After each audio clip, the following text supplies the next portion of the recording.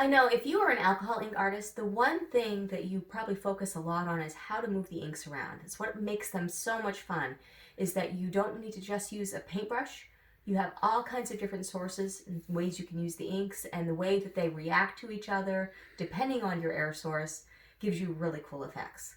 So my favorite way to move inks is to use an airbrush.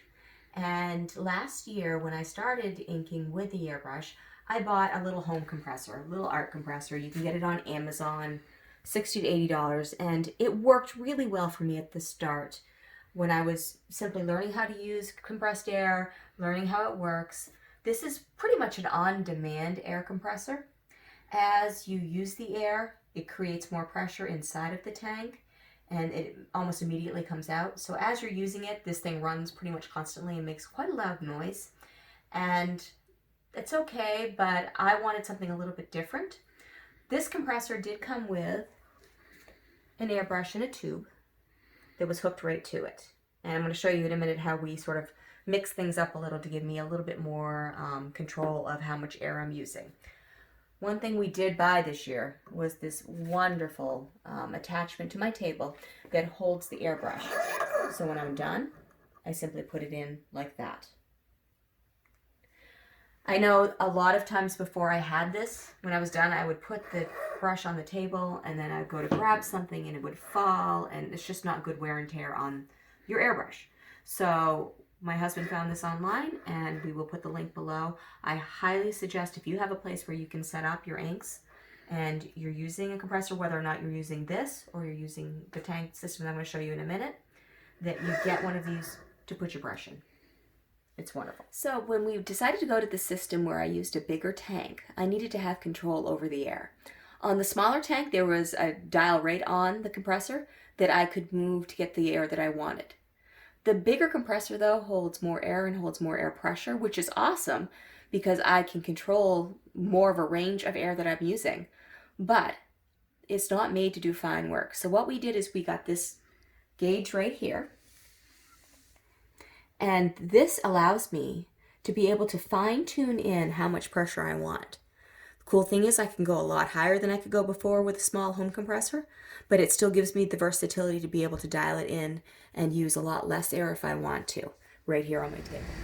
All right, so here we are in the basement of our home, in the area where our furnace is. You might hear it running in the background. And we did that on purpose. This is our compressor. We got it at Lowe's. And it's a Craftsman. There are all kinds of different options. This was the most cost-effective for how I wanted to use it, but feel free to look around if you are interested in doing a setup like this.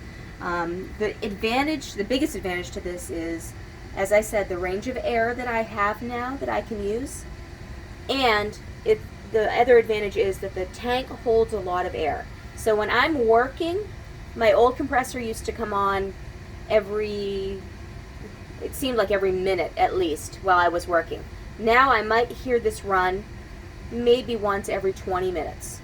It holds a lot of air and it is excellent for the amount of time that it's running for. If anyone's ever worked with an air compressor, that you know that these are very loud. So we set this up in my basement area, which is the next area over from my studio, and we ran line up through the basement area over into my studio, and it comes down into that gauge that you saw. One thing you need to be sure that you do is, as you know, air compressors, they take water out of the air. And a frustration I had with the old compressor is that because it was so small, this part of it, the part that took the water out of the air, would overfill easily.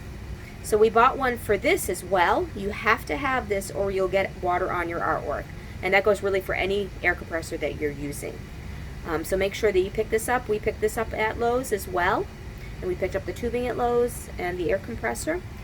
And I love how this works because it gives me a lot more versatility of air, and it gives me a longer time I can use that air.